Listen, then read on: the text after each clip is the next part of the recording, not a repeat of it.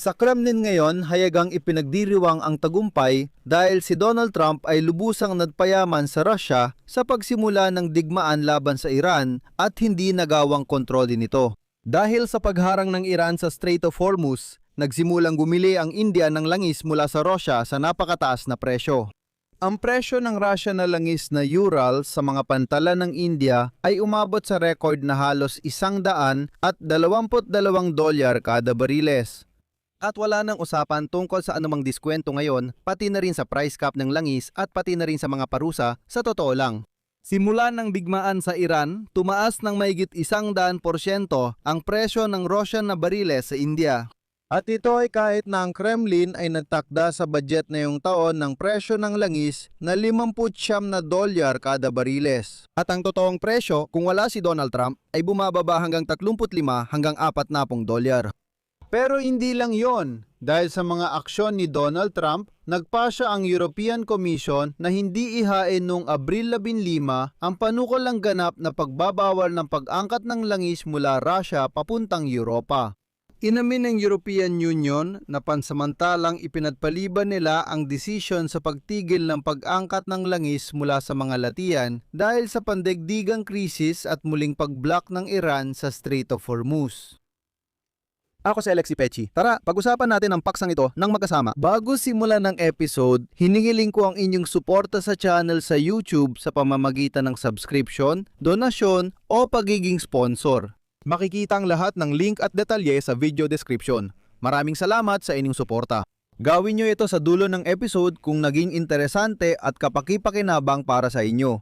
Mag-subscribe din kayo sa Telegram channel kong Pechi News. Ang link nito ay nasa description din ng video na ito. Doon kami naglalakala agad-agad, mga agarang balita habang dumarating ang mga ito. Kaya, sa tingin ko, panahon na para aminin na ang Amerikanong presidente na si Donald Trump ay naghanda ng tunay na selebrasyon para sa diktador ng Russia na si Vladimir Putin. Dahil sa sigalot sa gitnang silangan at pinaluwag na patakaran ng parusa ng Washington, marami ang bumibili ang mga taga-pino ng langis sa India ng markang Urals ng Russia na nagtulak sa presyo sa mga antas na hindi pa nararanasan noon.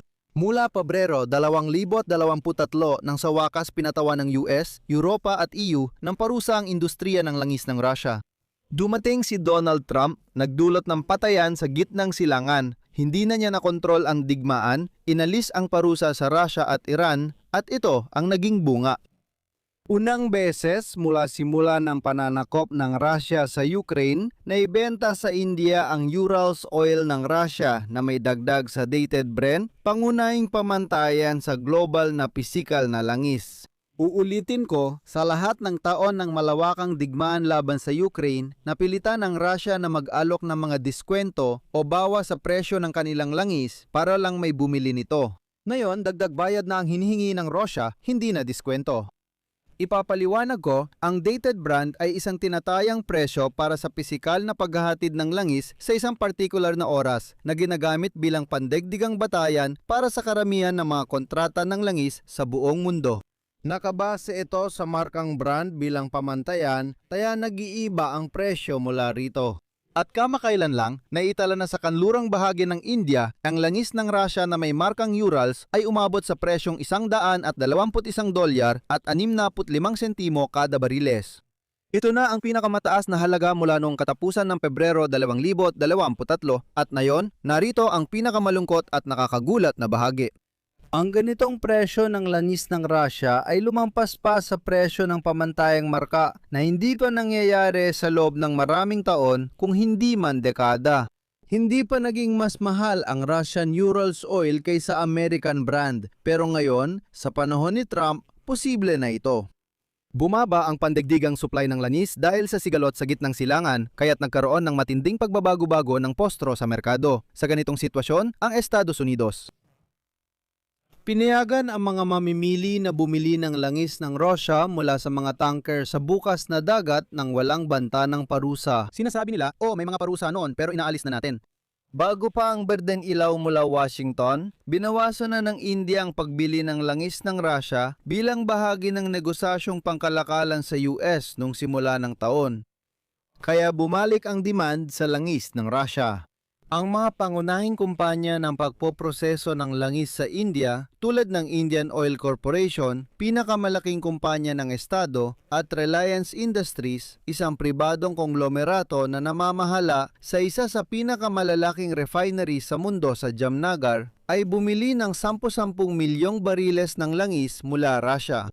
Narito ang pinakakagiliw-giliw. Sinabi ni kalihim ng pananalapi ng US na si Scott Bessent na aalisin ang parusa sa langis na Russia pero para lang sa langis na nasa mga tanker na sa dagat.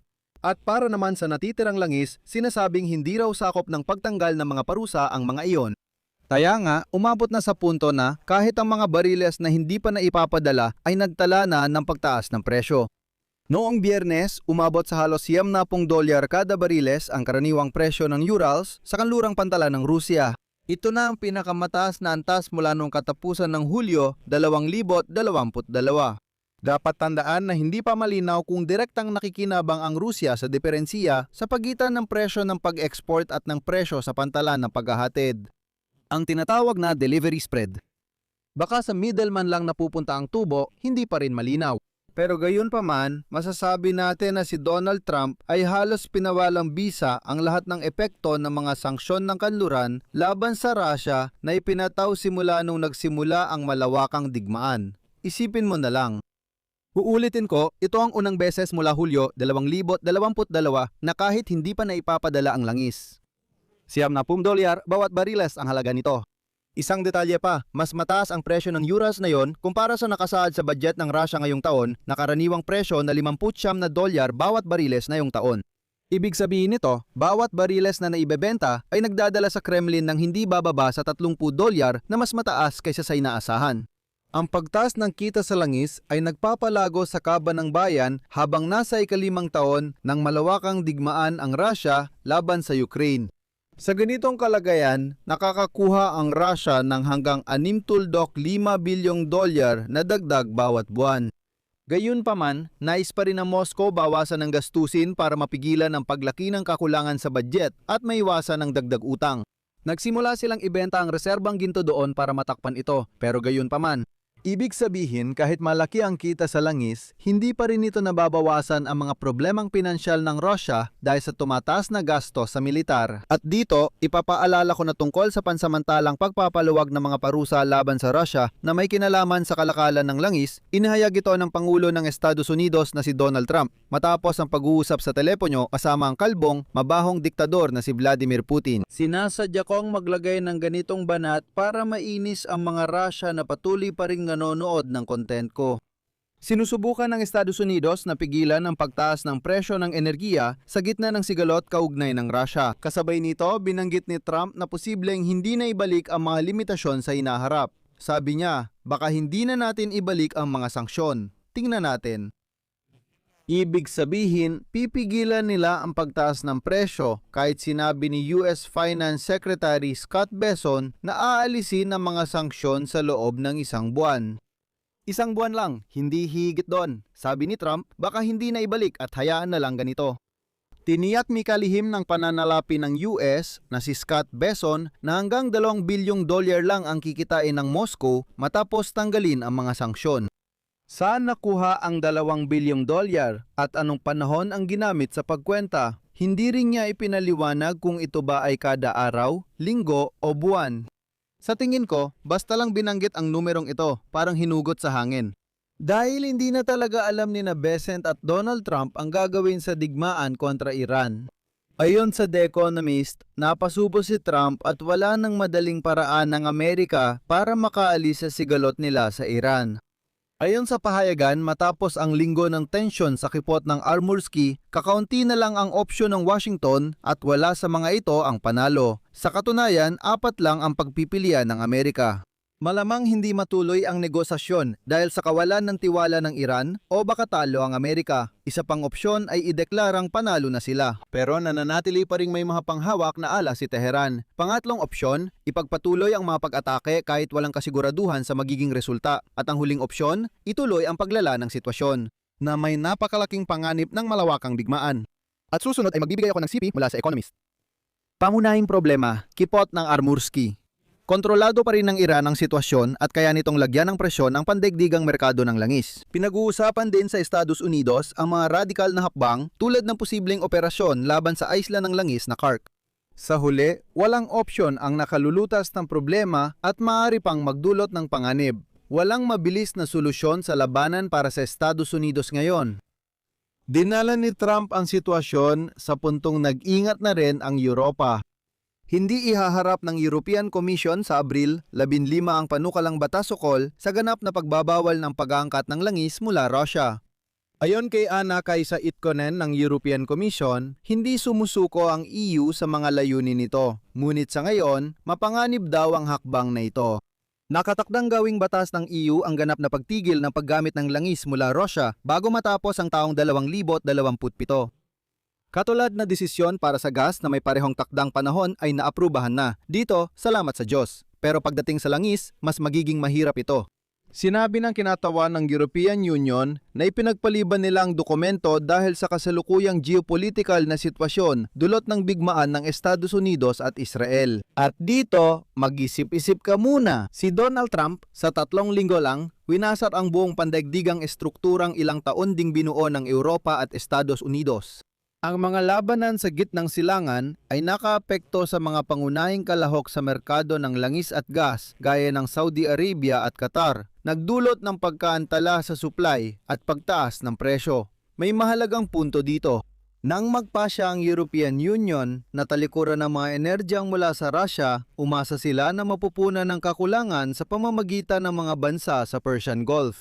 Ngayon, nanganganib na ang mga plano. Pangunahing dahilan ang pagharang ng Iran sa Strait of Hormuz at pag-atake ng Republika sa infrastruktura ng enerhiya ng mga bansa sa Persian Gulf. Kaya naman umaasa talaga ako na si Donald Trump at lalo na ang kanyang mga butante at higit sa lahat ang kanyang mga taga-suporta na patuloy na nanonood ng aking mga palabas, umaasa ako na kayo, sobrang ipinagmamalaki ninyo ang inyong sarili. Ilan sa mga taga-subaybay ko sa komento, sinasabing si PJ walang alam, si Donald Trump ay henyo sa pag-iisip at pinakahenyong presidente ng makabagong panahon. Hindi nyo lang talaga naiintindihan ang diskarte niya, may mga plano siyang lampas sa inyong isipan. Kaya mga Gino, alam nyo na kung sino ang tinutukoy ko. Isulat na ninyo sa mga komento kung anong masasabi ninyo rito. Ipinagmamalaki nyo ba ang sarili ninyo? Ipinagmamalaki nyo ba ang pagsuporta sa taong ito na paumanhin na babaliw na? Ayon sa presidente ng Estados Unidos, siya mismo ang sumisira sa estruktura. Ang Estados Unidos at Europa ay taon-taon na bumuo ng estruktura ng mga parusa para idiin ang Rusya. Dumating si Trump at sa isang iglap ay winasak niya ang lahat ng iyon basta na lang siya sumabak sa isang digmaan na hindi nila alam kung ano ang gagawin at hinayaan niyang kumita ang mga mababangis na Ruso sa pagpapatuloy ng digmaan laban sa Ukraine. Kontento ba kayo sa sarili ninyo? Isulat mo sa mga komento. Bet nyo talaga si Donald Trump. Dito ako maglalagay ng ellipsis. Ang inyong opinion, ang inyong mga konklusyon, isulat nyo sa mga komento sa ilalim ng episode na ito, mag-subscribe kayo sa channel, pindutin ang kampanilya at huwag kalimutang mag-like. Kung nais nyong suportahan ang YouTube channel na ito, lubos akong magpapasalamat. Pwede nyong gawin ito sa donation, subscription, cryptocurrency o sponsorship sa YouTube. Lahat ng link at detalye ay nasa video description. Iyon lang, ingatan nyo ang inyong sarili. Paalam sa lahat.